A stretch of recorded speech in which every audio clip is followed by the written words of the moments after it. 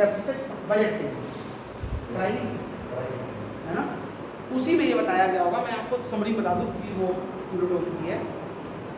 Financing उसमें होता है डेफिसिट फाइनेंसिंग। हमारा बजट आता है हर साल, बजट का मतलब क्या हुआ कि सरकार ये आपको बताती है कि इस वर्ष हमने कितना कितना किस किस सेक्टर से पैसा कमाया और किस किस सेक्टर में पैसा हमने खर्च किया और नेक्स्ट ईयर हम क्या क्या खर्च करने वाले हैं, नेक्स्ट ईयर हम लोग क्या क्या खर्च करने वाले हैं, ये वो एक्सप्लेन करें। ठीक है, अपने रेवेन्यू और एक्सपेंडिचर को बोलो डिसाइड करो कि कहाँ कहाँ से उनका रेवेन्यू है, कहाँ कहाँ उनका एक्सपेंडिचर लेवल है। ये उसको आपको यूनिट में मैडम ने पढ़ाया होगा, बजट वाली यूनिट, उसे हम लोग कहते हैं डेफिसिट फाइनेंसिंग। ठीक है, वो हमारा टॉपिक नहीं है। हमारा जो टॉपिक है वो मैं आपको आगे बताता हूँ। मैंने बताया जैसे स्टॉक चेट में इन्होंने क्वेश्चन लिख के दिखाया, तो उसमें क्या क्वेश्चन में था, बस इंट्रोडक्शन तुम्हें थोड़ा सही है। इंट्रोडक्शन में किसी से कंपैरिजन नहीं करना, बस तुम्हें नहीं, बस किसी देश से कंपैरिजन करना नहीं, वो सब नेक्स्ट वाले पैराग्राफ में। इंट्रोडक्शन में आप केवल इंट्रो दीजिए, ये ऑर्गेनाइजेशन था तो क्या किया, ये क्या क्या यूज होता है, कैसे कैसे वर्क करता है, बस इतनी सी बात है। बस ज़्यादा नहीं बताना है। चलिए आज जो मैं क्वेश्चन बता रहा हूँ लिखिए जरा आपको।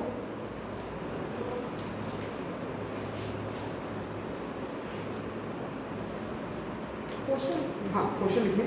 Critically examining the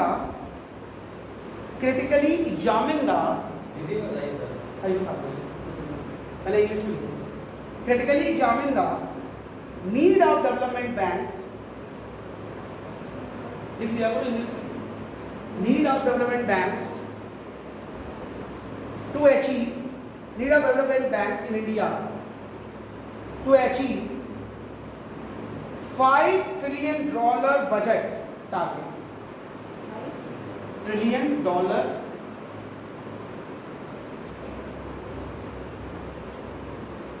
target. ठीक है, आप लिखिए हिंदी में, हाँ टारगेट कर दो या बजट कर दो, एक ही बात लिखो। भारत में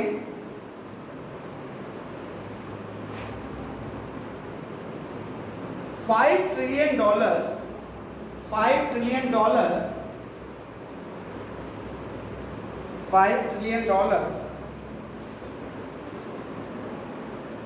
के लक्ष्य को पाने के लिए या पाने में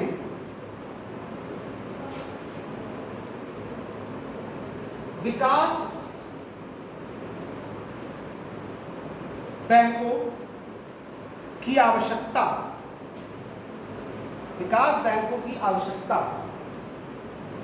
का आलोचनात्मक परीक्षण कीजिए, का आलोचनात्मक परीक्षण या परीक्षण की आवश्यकता का परीक्षण कीजिए, आलोचनात्मक। देखिए यहां पर जो वर्क है वो क्या है, क्वेश्चन मैंने डेवलपमेंट बैंक आपको पढ़ाया था, IDBI, IFCI सब होते हैं। यहाँ पर एक क्वेश्चन ये आता है, इस तरह से आया हुआ है या आया है कि आज सरकार बात कर रही है $5 ट्रिलियन हमको 2024 में अचीव करना। हमारा देश भारत विश्व की बहुत सबसे बड़ी अर्थव्यवस्था बनने की तैयारी में है। हमें कौन सी अर्थव्यवस्था अचीव करनी है, $5 ट्रिलियन। ये हमारे प्रधानमंत्री नरेंद्र मोदी जी ने डिक्लेयर किया कि $5 ट्रिलियन की अर्थव्यवस्था को हमें अरेंज करना है। लेकिन इस अरेंज करने के लिए बहुत सारे काम हो रहे हैं। तो विकास बैंक के जो हैं, जो डेवलपमेंट बैंक हैं,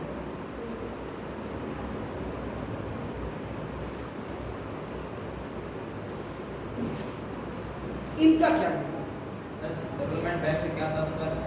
डेवलपमेंट बैंक के वो बैंकें होती हैं जो सरकार ने बैंकों के अलावा इनको एस्टैब्लिश किया है कि आप कोई डिफरेंट पर्टिकुलर सेक्टर के लोगों को फंड्स प्रोवाइड करें जिससे कि वो प्रमोट हो जाए। ठीक है, तो डेवलपमेंट बैंक के जो हैं ये किस तरह से रोल प्ले कर रहे हैं, इनकी क्या जरूरत है? जो सरकार बैंकें तो थी, अब बैंकें पैसा बांट रही है, पैसा जमा नहीं कर रही है। नहीं, NBFC अलग चीज होती है। NBFC तो नॉन बैंकिंग होती है। हाँ, इसमें कुछ NBFC का पार्ट होता है। हाँ, नाबार्ड भी ऐसे ठीक है। इसी से IDBI है, industrial development bank of India है, ICICI है, ये सारी चीज़ें हमारे पास आ जाती हैं। अब जो बात आती है, जो मैंने अभी आपको क्वेश्चन लिखाया कि ये बैंकें थी, फिर इन डेवलपमेंट बैंकों की क्या रिपोर्ट होगी। ये हमारी जो हमारे प्रधानमंत्री जी कह रहे हैं 2024 में हमको $5 ट्रिलियन का लक्ष्य अचीव करना है, तो ये कहाँ तक रोल प्ले करेंगे, इनकी जरूरत क्या है, हमें आवश्यकता के बारे में कंपल्सरी मतलब एक विशेष तरीके से किसी एक सेक्टर पे फोकस होती है डेवलपमेंट बैंक। इसमें आप जब लिखिएगा, थोड़ा सा लिखिएगा डेवलपमेंट बैंक्स का इंट्रोडक्शन। इंट्रो में ज़्यादा नहीं, वो 3 लाइनें आप लिखिएगा, मैं अभी इसके बाद आपको बता रहा हूँ। एक तो डेवलपमेंट बैंक्स कौन कौन सी हैं, आप लिखोगे विकास बैंकों में IDBI, IFCI, ICICI, ऐसे additional development, Asian development bank, वो तो फॉरेन इंटरनेशनल हो गई ना, वो नहीं है। तो एक तो वो हुई। दूसरे, इनका काम क्या होता है, ये बैंकिंग प्रथा कार्यों से अलग हटके, लोग जमा सरकार नहीं करती है, लेकिन लोगों को ऋण प्रदान करने का काम करती है, लॉन्ग टर्म बेस, ठीक है, इस बात को। और तीसरा आप बताओगे कि भारत में इनकी जो स्थापना पहली कहाँ से शुरू हुई, सबसे पहली कौन सी हमारे पास आई। इतना बताने के बाद अब आप पूरी बात करें। अब आपको क्योंकि ज़्यादा नहीं बताना है, आपको ये बताना है कि इनकी ज़रूरत क्या है। वो ये नहीं पूछ रहे डेवलपमेंट बैंक क्या है, वो पूछ रहे ज़रूरत क्या है। तो इनकी ज़रूरत देखिए क्यों है। पहली चीज़ है कि डेवलपमेंट बैंक्स इंडस्ट्रियल सेक्टर को फंड्स प्रोवाइड करती है। किस सेक्टर को फंड्स प्रोवाइड करती है? Industrial sector. जब इंडस्ट्रियल सेक्टर को देती है तो हमारा पहला चीज़ क्या बढ़ जाती है, इंडस्ट्रियल ग्रोथ, यानी औद्योगिकरण को विकास प्रोत्साहन मिलता है, औद्योगिकरण को प्रोत्साहन मिलता है, इंडस्ट्रियलाइजेशन बढ़ता है। कि डेवलपमेंट बैंक के भाई आप गए, आपने कहा भाई मुझे एक इंडस्ट्री लगानी है, आपने प्रोजेक्ट दिखाया, आपने अपनी सारी बातें बताई, उनकी फॉर्मेलिटी पूरी की और आपको उन्होंने फंड्स प्रोवाइड कर दिए। और वो आपको साथ साथ फंड्स देने के बाद कुछ बैंक्स जो हैं डेवलपमेंट बैंक्स कंटिन्यू आपकी मॉनिटरिंग करती है। मॉनिटरिंग का मतलब आपको देखभाल करती है कि आपका बिजनेस सही तरीके से चल रहा है नहीं चल रहा है। जरूरत पड़ने पर आपको टेक्निकल हेल्प भी करती है और ज़रूरत पड़ने पर वो आपको मैनेजरल हेल्प भी करती है। मैनेजरल मतलब होता है डिसीजन मेकिंग, और टेक्निकल बैंक होता है मार्केटिंग करना, सेलिंग करना, प्रोडक्शन करना, ये सब टेक्निकल हेल्प होती है। और मैनेजरल स्किल क्या होती है कि हम अच्छा प्लान करेंगे कैसे आप और अच्छे से कर सकते हो। तो इंडस्ट्रियल ग्रोथ जो है, डेवलपमेंट बैंक इंडस्ट्रियल ग्रोथ को प्रमोट करते हैं। दूसरा जो चीज़ आती है इसमें, जब इंडस्ट्रियल ग्रोथ होगा, ये तो नई इंडस्ट्रियाँ हैं, उनको हमें अलग तरह से वर्क होगा। एक और काम करती है ये, इनकरेज करती है, इनकरेजिंग एंटरप्रेन्योर्स, उद्यमियों को बढ़ाती है। एंटरप्रेन्योर्स होता है उद्यमी ना। अब जैसे क्या है, इनकरेज एंटरप्रेन्योर्स लेने पड़ता है। जैसे कि मान लीजिए आप हैं, आपकी कोई इंडस्ट्री अभी नहीं, लेकिन आप लगाना चाहते हो इंडस्ट्री, तो आप क्या करोगे, आप इनके पास जाओगे, ये आपको नए नए कोर्सेज के बारे में बताएंगे, ये आपको कोर्सेज मतलब नए नए जो प्लान है गवर्नमेंट के, उनके बारे में बताएंगे, आप किस तरह से वर्क कर सकते हो नहीं कर सकते हो। ये सारी चीज़ें हमें डेवलप, क्योंकि एंटरप्रेन्योरशिप डेवलपमेंट से ही एक बहुत इंपॉर्टेंट चीज़ डेवलप होती है, उसको होती है रीजनल डेवलपमेंट। रीजनल डेवलपमेंट यानी कि क्षेत्रीय विकास। रीजनल डेवलपमेंट कब होगा, जब हमारे यहाँ एंटरप्रेन्योरशिप डेवलप होगी, तो क्या होगा, क्योंकि अभी हमारा देश जो है वो एक बहुत बड़ी प्रॉब्लम में चल रहा है, इम्बैलेंस रीजनल डेवलपमेंट चल रहा है, असंतुलित क्षेत्रीय विकास। हमें क्या करना है, संतुलित क्षेत्रीय विकास करना है, रीजनल डेवलपमेंट को लाना है। और रीजनल डेवलपमेंट कैसे होगा, जब हम एंटरप्रेन्योरशिप को प्रमोट करेंगे। और एंटरप्रेन्योरशिप को प्रमोट करने का जो सबसे महत्वपूर्ण काम है वो विकास बैंक यानी डेवलपमेंट बैंक करते हैं। ये क्या करती है, नए नए लोगों को फंड्स प्रोवाइड करती है, ठीक है। अब फंड्स लगाना है, वर्क करना है, तो आप क्या करोगे, छोटे छोटे एरिया भी डेवलप करोगे। और जब हर एरिया डेवलप होगा तो वो बहुत दूर लोग जाएंगे, क्षेत्रीय विकास होगा। जैसे आज हम बड़े इंडस्ट्रीज की बात करते हैं, तो लोग इंडस्ट्री लगानी है, कहाँ लगानी है, उन्होंने कहा गुड़गांव लगानी है, कहाँ लगानी है? फरीदाबाद में लगानी है। कहाँ लगाएंगे? आईटी इंडस्ट्री बैंगलोर में लगाएंगे। झारखंड, छत्तीसगढ़ और इस साइड में क्यों नहीं जाता? इस साइड में इसलिए नहीं जाता क्योंकि वहां पे संसाधनों की कमी है। लेकिन अगर वहां, तो वहां के लोग क्या करते हैं? वहां के नौकरी करने दिल्ली आ जाते हैं, वहां के लोग बैंगलोर चले जाते हैं, वहां के लोग बाहर उड़ीसा चले जाते हैं, वहां के लोग डिफरेंट जगह चले जाते हैं। तो हम तो हमें क्या होता है कि हमें विकास बैंक क्या करती है? इंटरप्रेन्योरशिप को। इंटरप्रेन्योरशिप आप बड़े बड़े सीमेंट इंडस्ट्री लगा दो, आप छोटी सी इंडस्ट्री, आप छोटे लेवल पे स्टार्टअप कर सकते हो। क्योंकि विकास बैंक के लॉन्ग टर्म भी कुछ बड़े इंडस्ट्रीज के लिए भी होती है, कुछ छोटे इंडस्ट्री में, जैसे सिडबी है, small industry development bank of India, छोटे बिजनेस कॉलेज इंडस्ट्रीज को डेवलपमेंट। तो जब हर एरिया में लोगों के पास काम होगा तो एरिया अपने आप विकसित होगा। भाई क्यों होगा? आपकी नौकरी दिल्ली लग गई, 50,000 रुपये महीना तुम्हारी लग गई, ठीक है? तो तुम्हारी नौकरी लगने से तुम्हें फायदा हुआ? तुम्हारी 50,000 रुपये महीने की नौकरी दिल्ली में लग गई, तो किसको फायदा हुआ? तुमको फायदा हुआ, ठीक है। लेकिन शाहजहांपुर को क्या फायदा आपकी नौकरी लगने से? कभी पैसा तुम कहाँ कमाओगे? दिल्ली में। खर्च कहाँ करोगे? कपड़े कहाँ खरीदोगे? सारा सामान ग्रोसरी का कहाँ खरीदोगे? तो पैसा बाजार कहाँ की डेवलप होगी? प्रोडक्शन कहाँ का जरूरत पड़ेगी? डिमांड कहाँ की पड़ेगी? प्रोडक्शन कहाँ का जरूरत पड़ेगी? दिल्ली में। तो शाहजहांपुर में आपकी जॉब करता है। लेकिन अगर आपको अपना स्टार्टअप शुरू करके, छोटी सी इंडस्ट्री स्टार्ट करके, इंडस्ट्री का बिजनेस स्टार्ट करके, यहीं पर लोकल में 50,000 की जगह आपको 30,000 में काम मिल जाए, तब आप जो पैसा वहां से लोगे, खर्च कहाँ करोगे? जब आप उससे कपड़े खरीदोगे तो कपड़े की डिमांड यहाँ बढ़ेगी, कपड़ों के नए शोरूम खुलेंगे, नए लोगों को जॉब मिलेगी। भाई एक जो 4 दुकानें होंगी पूरी नहीं कर पाएंगी डिमांड को, तो 5वां भी आदमी आ जाएगा। आप यहाँ पे ग्रोसरी जो किराने का सामान खरीदोगे, वो क्या खरीदोगे? कहाँ खरीदोगे? शाहजहांपुर में खरीदोगे, तो उसकी सेल बढ़ेगी, तो वो भी सोचेगा यार कोई बड़े लेवल पे हम लोग यहाँ पर दुकान खोले क्योंकि अब डिमांड बढ़ गई। तो एरिया डेवलप्ड होता है, क्योंकि जब लोगों के पास लोकल लेवल पे जॉब होती है तब वो एक्सपेंडिचर भी उनके लोकल लेवल पे होते हैं, खर्च भी वो अमाउंट जो पैसा बचाते हैं कहाँ खर्च करते हैं? लोकल लेवल पे खर्च करते हैं। और जब लोकल लेवल पे खर्च करते हैं, ठीक है, तो क्या होगा? वहां के लोगों की बूस्ट होगा, इकोनॉमी बूस्ट होगा, ठीक है? वहां के लोग इकोनॉमी बूस्ट होगी। ग्रामीण क्षेत्र हमारे पिछड़े क्यों रहते हैं? तो ग्रामीण क्षेत्र में वहां पर लोगों की आय के साधन नहीं है ज्यादा, और जो लोग आय के साधन है वो खर्च कहाँ करने आते हैं? शहर में, है ना? शहर में खर्च करने आते हैं। तब अगर वो गांव में ही खर्च करें, लेकिन गांव में खर्च करें कब?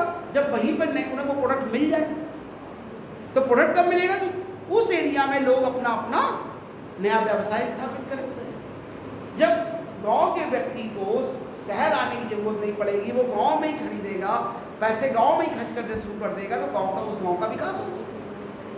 क्योंकि जब वो अपने गांव से शहर तक आने के लिए उसकी रोड कच्ची होगी, और जब वो गांव में ही बिजनेस करेगा तो सरकार देखेगा, वहाँ सरकार भी देखेगी वहाँ पे 20 दुकानें खुली हैं, वहाँ के लोग हमें हर साल 20,000 रुपया टैक्स का भी देते हैं, तो वहाँ की रोडें भी अच्छी होगी, वहाँ इलेक्ट्रिसिटी की प्रॉब्लम दूर होगी, वहाँ की जो अलग प्रॉब्लम्स है वो भी दूर होगी। और जब पैसा वहीं का वहीं रहेगा तब क्या होगा?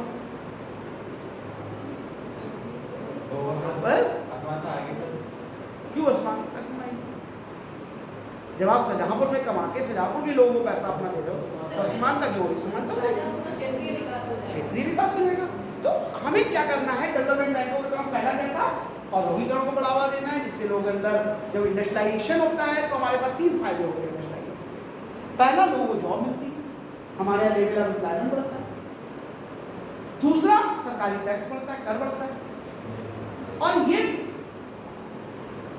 जो हमारे पास क्योंकि प्रोडक्शन ज़्यादा होता है तो विदेशों को भी एक्सपोर्ट करके, निर्यात करके उससे विदेशी राजस्व भी कमा पाते हैं, विदेशी मुद्रा भी अर्न कर पाते हैं। ये हमारे पास रहता है। दूसरा, हमें इंटरप्रेन्योरशिप को इंकरेज करना है, मैंने बता दिया, उद्यमियों को इंकरेज करना। एंटरप्रेन्योर कौन होता है और बिजनेसमैन कौन होता है, कोई अंतर बताओ। आपने समझ लिया मैंने कहा एंटरप्रेन्योरशिप कौन होता है? तो वही उन्होंने आपको पूछना चाहिए था, सर आपने ये क्यों नहीं लिखा? क्या आप बिजनेस में ये कहीं पे लिख रहे हो आप लोग, तो व्यवसायियों को प्रमोट किया जाता है, व्यवसायी नहीं, उद्यमियों को प्रमोट। सर एंटरप्रेन्योरशिप को जिसमें कुछ Entrepreneurs। नया करने की कोशिश की जाती है, बताइए जैसे जैसे छोटे लेवल से कुछ अलग करने की कोशिश, जैसे डिजिटली क्लासेस होना, वो एक थोड़ा नया हो जाएगा आइडिया। एंटरप्रेन्योर्स जो होता है, मैंने एक बार पहले भी एक्सप्लेन किया, मैं समझी बता दूं कि प्रमोट करने का मतलब है कि रिस्क टेकर को प्रमोट। एंटरप्रेन्योर वो पर्सन होता है जो अत्यधिक जोखिम में काम करके ज्यादा से ज्यादा लाभ कमाने के लिए कुछ नया करके आगे बढ़ता या वो उद्योग की इकाई हो सकती है। है। नहीं, इकाई कोई भी हो सकती है, लेकिन उसका जो बेसिक वर्क है वो छोटे लेवल पर वर्क करके, या बड़े लेवल बात नहीं हो रही है, उसका वर्क काम है कि वो रिस्क जहां पर ज्यादा हो, जोखिम बयान करके लेकर ज्यादा ज्यादा लाभ कमाने के लिए। कैसे जोखिम लेता है, कैसे रिस्क लेता है? रिस्क तो बिजनेस में ही, बिजनेस का सेकंड नाम, लेकिन वो उनसे भी ज्यादा रिस्क बयान करने की। जैसे अगर हम तुमसे एक बात कहें कि तुम्हें एक कपड़े की दुकान खोलनी है, तुम सदर बाजार में खोल लोगे, ठीक है, एक बढ़िया सा शोरूम सदर बाजार में आपने खोल लिया, पैसा लगा दिया, ठीक है, क्योंकि वहां पे कस्टमर्स आते हैं, अब वो आपका प्रोडक्ट खरीदेंगे, खराब माल बेचोगे तब भी बिकेगा। एक शोरूम तो जीएन कॉलेज के गेट के सामने खोल लो, नहीं ये तो रिस्क है, क्योंकि यहाँ पे पेरेंट्स तो आते नहीं, यहाँ लोग तो आते नहीं, बच्चे ही आते हैं। बताओ, यहाँ तो ये नहीं सोचते कि कपड़ों की जगह तुम एक खिलौनों की दुकान खोल लो जीएन कॉलेज के गेट के सामने, सबसे अच्छा कॉपी किताब नहीं, वो तो बिजनेस हो गया। आपको मालूम है कि स्कूल है, स्कूल में तो हमारा कॉपी किताबें बिकेगी, प्रॉफिट का बिजनेस है, ये तो बिजनेस। आप रिस्क कहाँ ले रहे हो? स्कूल के सामने अगर कॉपी किताबों की स्टेशनरी की दुकान खोल रहे हो तो प्रॉफिट ही कमा रहे हो। हम स्कूल, आपका इतना बड़ा कॉलेज है और इस कॉलेज के सामने खिलौनों की दुकान खोल रहे हैं, ये रिस्क, ये एंटरप्रेन्योर का काम है। तो सर कुछ खाने पीने की चीज़ की दुकान खोलिए तो वो तो आपने ये जो दुकानें खोलने का काम नहीं करना, दुकान नहीं खोलनी, नहीं, मतलब मैं सर, ऐसे बता रहा हूँ कि आप कुछ नया करने की सोच रहे हो, आपके दिमाग में आए अभी कॉलेज है, आजकल तो पूरे साल कॉलेज खुला रहता है, बच्चे आते रहते हैं, आप खाने पीने की दुकान खोलोगे, आपका बिकता रहेगा, आप लॉस कहाँ हो? खिलौनों की दुकान खोलो यहाँ पे, क्योंकि यहाँ पे कोई ऐसा बच्चा इस कॉलेज में नहीं पढ़ता जिसको खिलौनों की जरूरत पड़ती है। ये रिस्क है नहीं, ये एंटरप्रेन्योर की सोच है। सोचेगा कि हम यहाँ खोल के पैसा कमा सकते हैं, कि इनको अभी याद आ जाए बैठे बैठे कि अरे यार आज तो कहीं का बर्थडे है तो लिए जाएंगे, इनको याद आ गई कि यार आज तो कॉलेज से स्कॉलरशिप के 3000 रुपये मिले, चलो ऐसा करते छोटे भाई के लिए कोई खिलौने लिए जाते हैं, ये निकलते हैं, इन्हें देखते देखते कोई अच्छा सा खिलौना समझ में आ जाता है, ये खरीद सकते हैं, तो हम इनको प्रमोट करके भी सकते, ये उसकी रिस्क है कि यहाँ पर पूरा रिस्क है, बिजनेस खिलौने नहीं बिकने, लेकिन फिर भी वो कोशिश करना है। इसको किसी ने नहीं सोचा था 60 साल पहले कि हम पानी भी 1 लीटर बॉटल में बेच देंगे 20 रुपये में। और मैंने पहले ही बताया था कि हम लोग तो पानी 20 रुपये में खरीद के तुरंत पी भी लेते हैं घर के बाहर, ठीक है, मेरी ग्रैंड मदर तो चाहे प्यासी मर जाती लेकिन पानी तो नहीं खरीदती, मेरी दादी कहती पानी भी खरीद के पीता है, उनकी अपनी सोच थी। तो उस समय समझ लीजिए आज से 60 साल पहले 35 में उसने ये सोचा यार घर से बाहर लोग जाते हैं पानी कहाँ पिएंगे, जब भारत में पानी कौन से बदल जाता है 4 महीने, आप यहाँ का पानी पी लीजिए, अपने घर का पानी पी लीजिए, टेस्ट में अंतर मिलेगा। तो ऐसी सिचुएशन में उसने पानी बेचने की रिस्क उठाई, उसने कहा भारतीयों को पानी बेचेंगे 20 रुपये, ये रिस्क हो सकता है, इतना बड़ा प्लांट लगाने के बाद लॉस में चला जाता। तो हमें लोकल लेवल पर लोगों के अंदर इनोवेटिव आइडियाज क्रिएट करने हैं कि वो कुछ नया सोचें और लोकल रिसोर्सेज जो उनको मिल रहे हैं उन्हीं को कुछ यूज करके हम आपको दीजिए। जो लोकल रिसोर्सेज मिल रहे हैं, जैसे आप पहाड़ों पे जाए, आप हिमाचल में चले जाइए तो हिमाचल में आपको हैंडीक्राफ्ट प्रोडक्ट मिलेंगे सब लकड़ी के बने हुए, क्योंकि वहां पर लकड़ी होती है, तो वो लोग लकड़ी के प्रोडक्ट बनाते हैं, लकड़ी का बुरादा ले आते हैं, उसको पेस्ट बना के बहुत सारे मूर्तियाँ और डिफरेंट चीज़ें बनाते हैं। आप राजस्थान साइड चले जाइए, आपको स्टोन का वर्क मिलेगा केवल, पत्थर ही का सब कुछ। आप मूर्ति लोगे तब भी पत्थर की मिलेगी, प्लेट लोगे तब भी पत्थर की मिलेगी, हर चीज़ पत्थर की मिलेगी। ठीक है, इसी तरह से आप कर्नाटका चले जाए, मैसूर चले जाएगा, चेन्नई साइड में चले जाए, तो आपको सब वहाँ पे चंदन के सामान मिलेगा, चंदन के शैम्पू मिल जाएंगे, चंदन के साबुन मिल जाएंगे, चंदन का लेप भी मिल जाएगा, हर चीज़ चंदन की मिलेगी, क्योंकि वहाँ चंदन बहुत ज़्यादा होता है। ठीक है, तो लोकल लेवल पे अब यहाँ तो लोग इस जगह में पेट्रोल का बिजनेस करेंगे, पेट्रोलियम इंडस्ट्री लगाएंगे, तो नहीं लगनी, तेल का कुआं तो खोद लोगे आप, रिस्क ले रहे हैं, बेवकूफ़ी की रिस्क। आपको करना क्या है, जो लोकल रिसोर्स आपको दिखा आप उसी को भी प्रमोट करके आपको क्या कर सकते हो, लोकल रिसोर्सेस को प्रमोट करके लोकल की जरूरतों को ध्यान में रखते हुए आप उनको कुछ नया बेच सकते। जैसे शाहजहांपुर में बहुत सारे होटल खुल गए, ठीक है, ये इंटरप्रेन्योरशिप, क्योंकि शाहजहांपुर में टूरिस्ट डेस्टिनेशन तो है नहीं, यहाँ क्यों आएगा कोई रहने वाला? तो होटल इंडस्ट्री यहाँ सर्वाइव करेगी या नहीं करेगी? रेस्टोरेंट इंडस्ट्री सर्वाइव करेगी, क्योंकि लोग यहाँ पर आएंगे, खा पी लेते, लोग आप भी आ सकते हैं, ये भी आ सकते हैं, ये भी, लेकिन होटल में रहने कौन जाएगा? लेकिन फिर भी लोग इस्टेब्लिश कर रहे हैं, चल रहे नहीं चल रहे बात नहीं हो रही, इस्टेब्लिश कर रहे हैं। ये एंटरप्रेन्योरशिप होती है, थिंकिंग डिफरेंट फ्रॉम अदर्स। जो दूसरे सोच रहे हैं उससे पहले आप कुछ नया सोचो, और अगर आपने कुछ नया सोच लिया तो आप बाजार को कैप्चर ये काम। लेकिन आप सोचने के लिए भी तो खर्च ही होगा, सोच तो बहुत कुछ लेते हैं लेकिन पैसे तो नहीं, वो काम विकास बैंक है। तो विकास बैंक तीनों काम करती है। चौथा जो है, एक बड़ी प्रॉब्लम आती है फिलिंग गैप्स,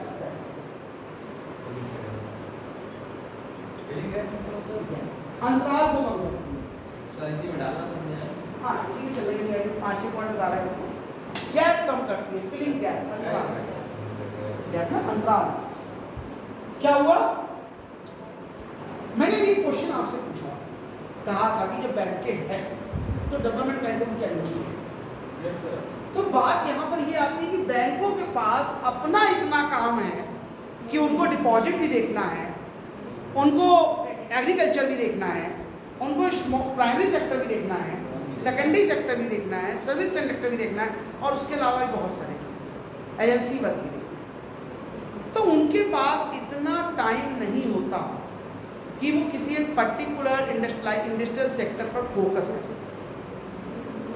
तो जब उन पर फोकस नहीं कर पा रही है तो इंडस्ट्रियलाइजेशन हो नहीं पा रही। इसीलिए विकास बैंक एक पर्टिकुलर ऑब्जेक्ट के लिए बनाई गई है, एक उद्देश्य उनका निर्धारित किया गया कि तुम्हें और कोई काम नहीं है, केवल देश के इंडस्ट्रियलाइजेशन को प्रमोट करना है।